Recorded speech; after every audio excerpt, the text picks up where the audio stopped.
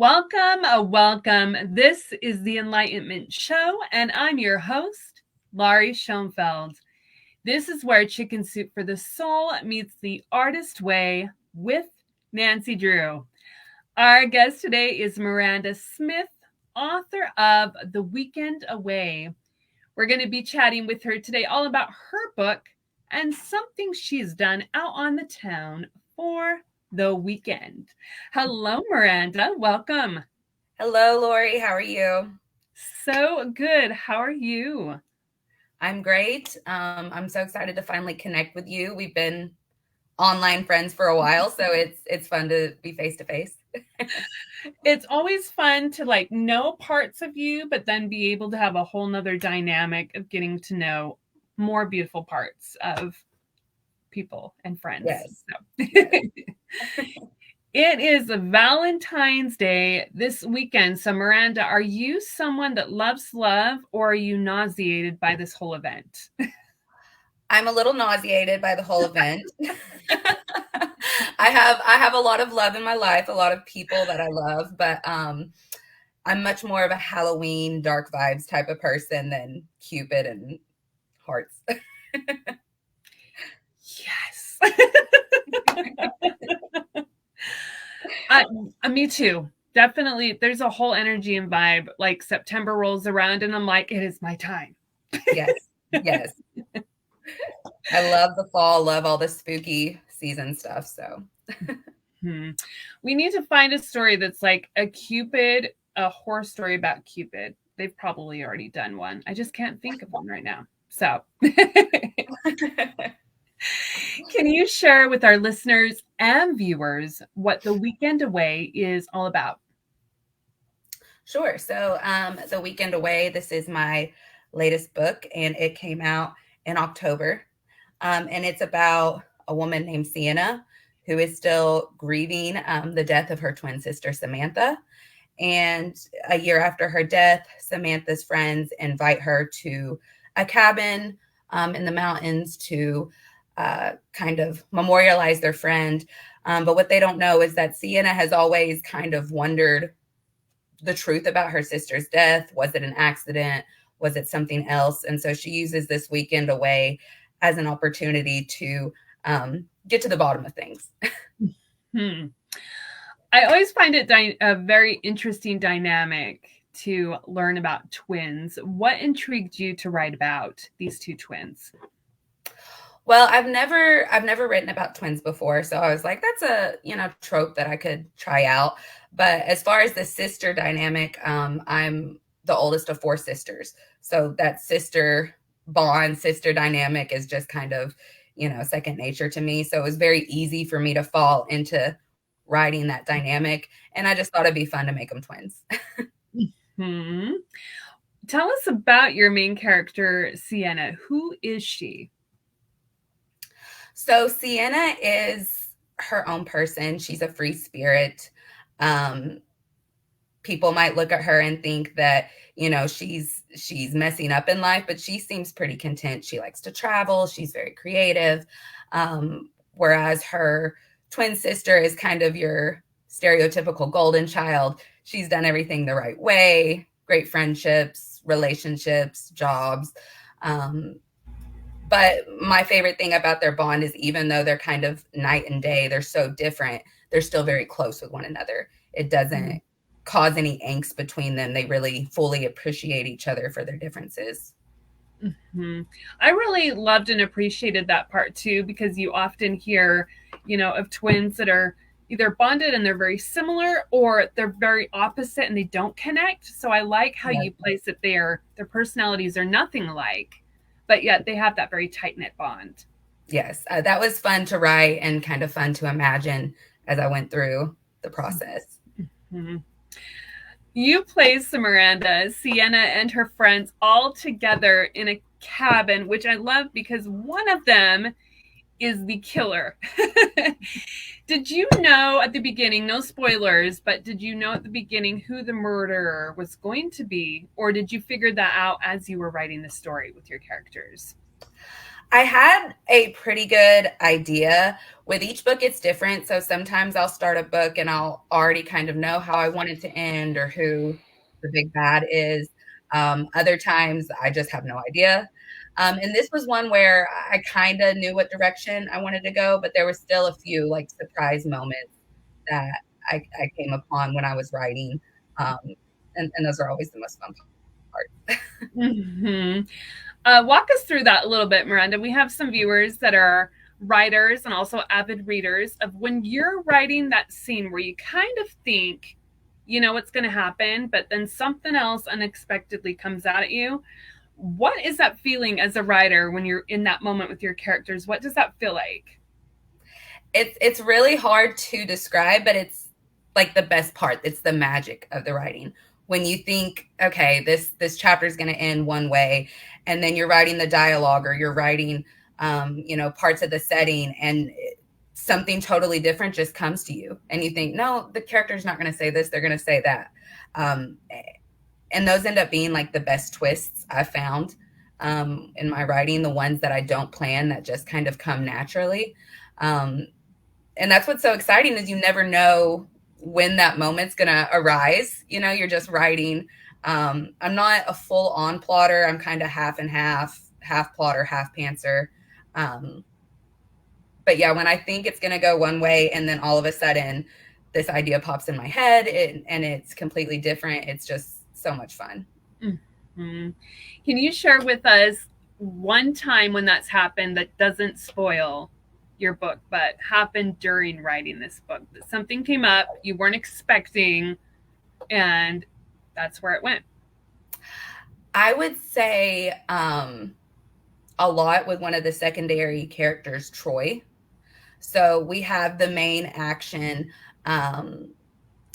taking place with Sienna and her sister's friends within the cabin.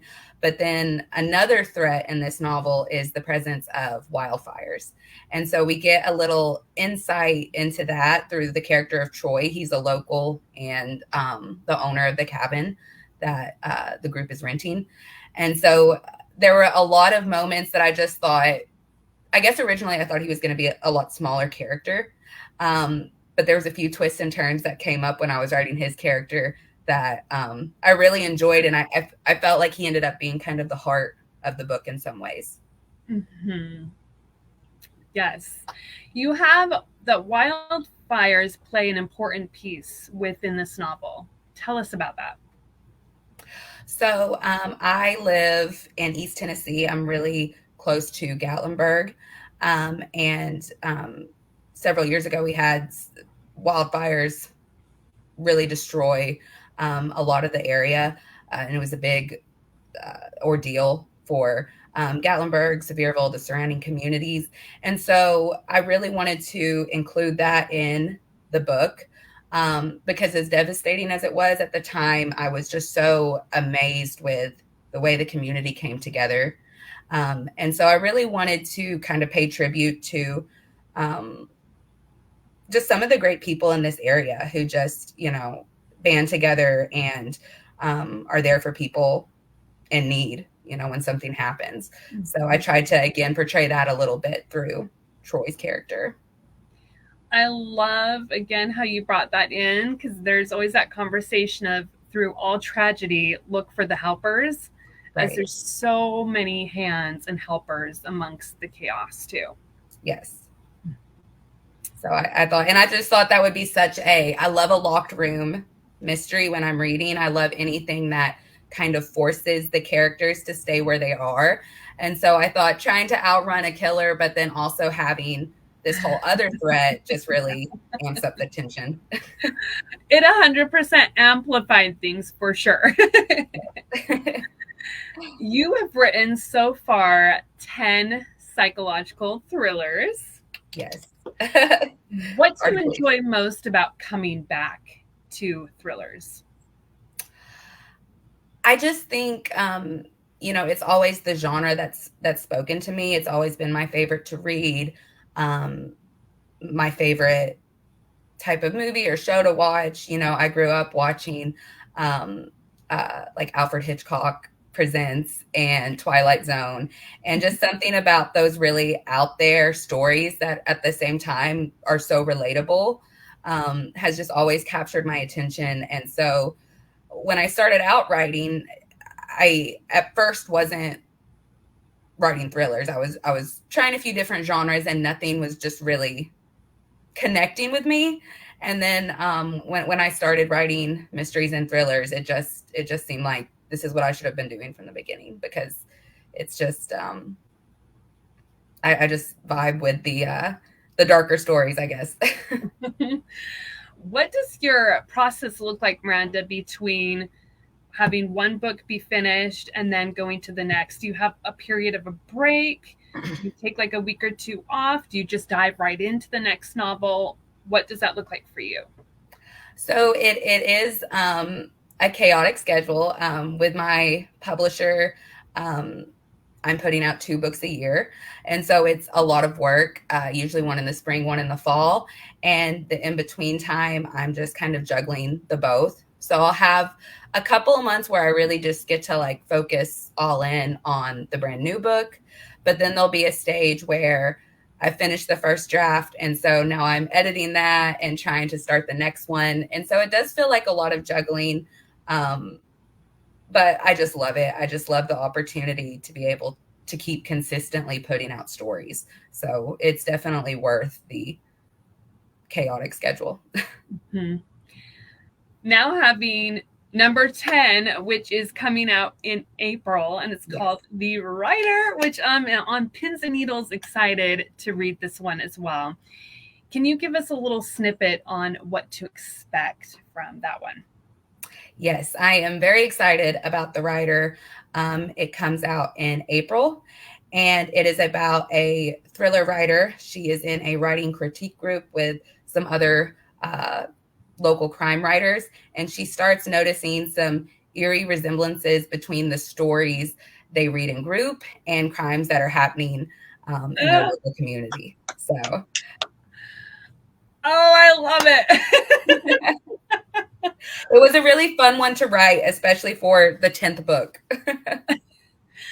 Because that's a special number 10. Are you going to do something this year to celebrate number 10?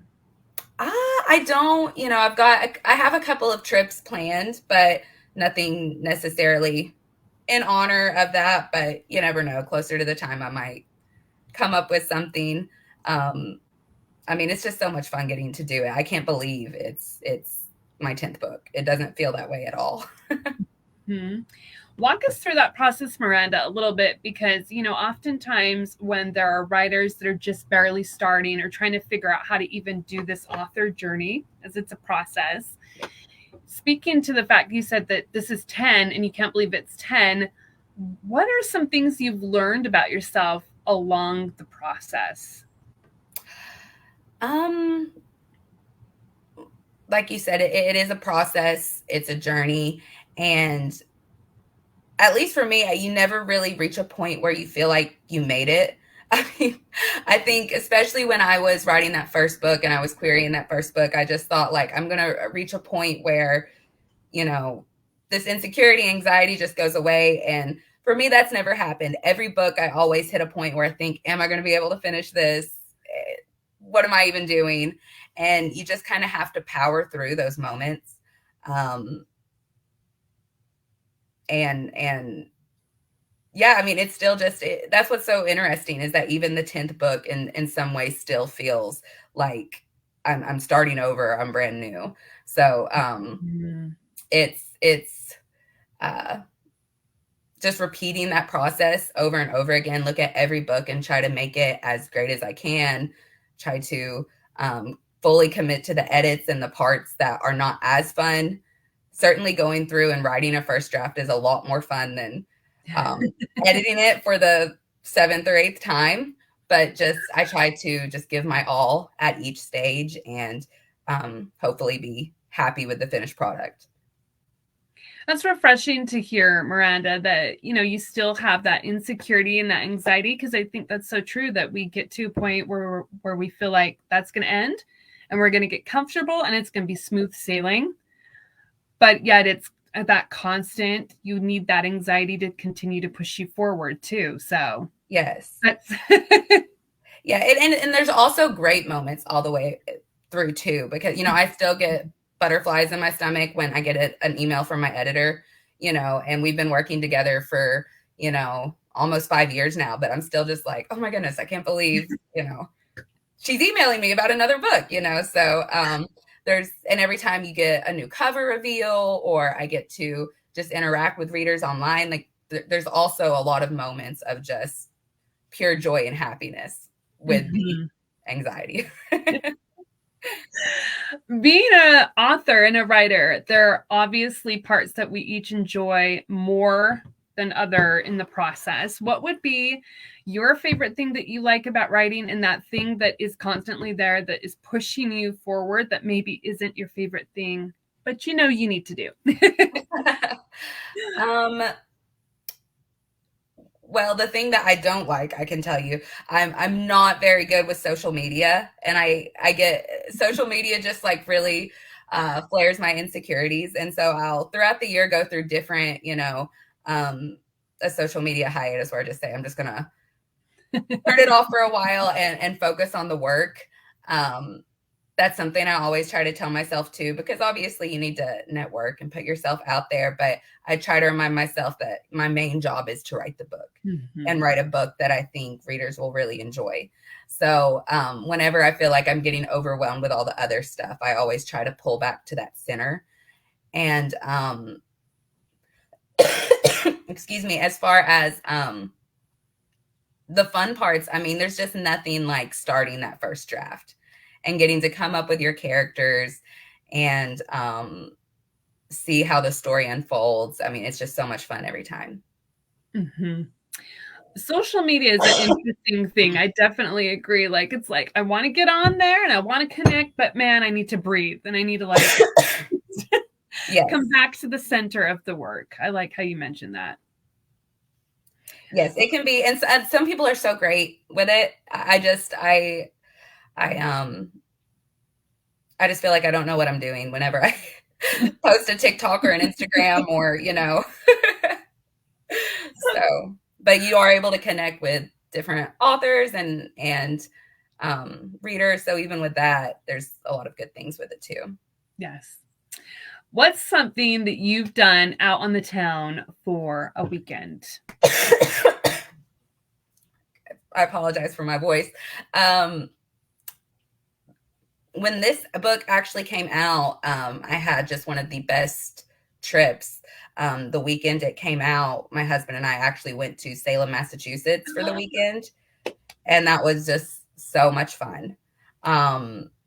So yeah, back in October, and I'd actually been before, but I had never been in the fall during spooky season, which was a totally different experience.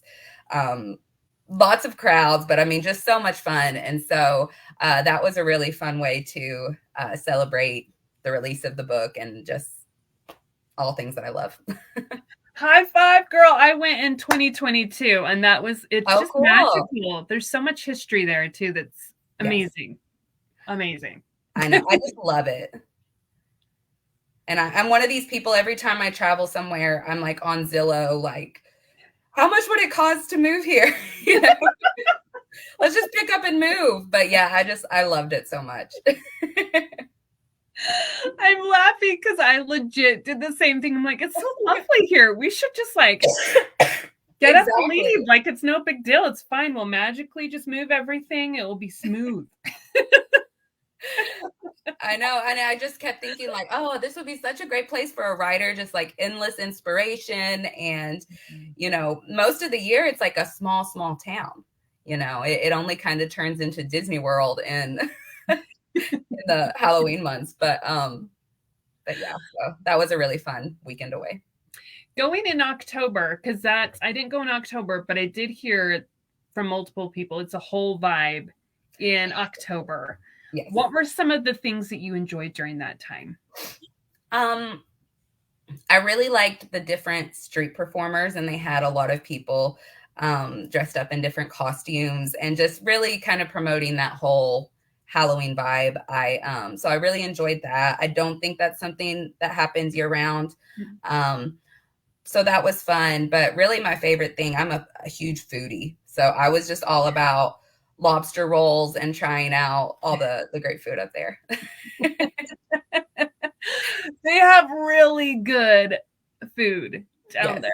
Yes. Yes. We're going to take it to the inner child question segment. Are you ready, Miranda? Yeah. Okay. First question. As a kid, what were you most curious about? I would say, just everything. Even as a kid, I can remember just trying to like solve mysteries and like unpack what was really going on around me. Like I said, I loved Alfred Hitchcock and things like that, but I used to love like Harriet the Spy. And I can just remember like having like little notebooks where I'd jot down notes. And I mean, nothing was really going on, but it was just interesting, I guess, to try and solve the world around me. I don't know. Your Nancy Drew was strong Nancy within Drew, you yes. too. Yes. Yes, Nancy Drew, Hardy Boys, I read all those growing up. And so that just kind of played into, my childhood as well. Finding the neighborhood mystery. Yes. Exactly.